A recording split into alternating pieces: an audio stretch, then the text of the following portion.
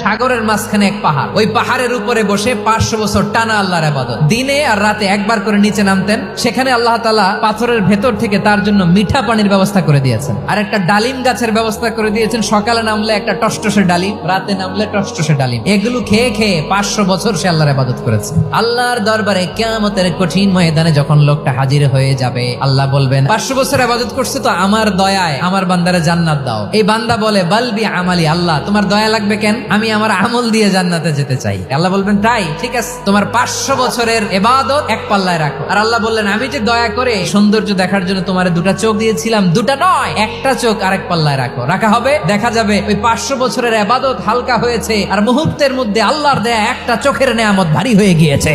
ফলাফল দেখো, হিসাব বলে তুমি এখন জাহান্নামে যাবা, যাও এবার জাহান্নামে যাও। এবার লোকটা কাচুমাচু করে বলে আল্লাহ এবার আমি বুঝতে পেরেছি তোমার দয়া ছাড়া দুনিয়ায় কেউ জান্নাতে যেতে পারবে না।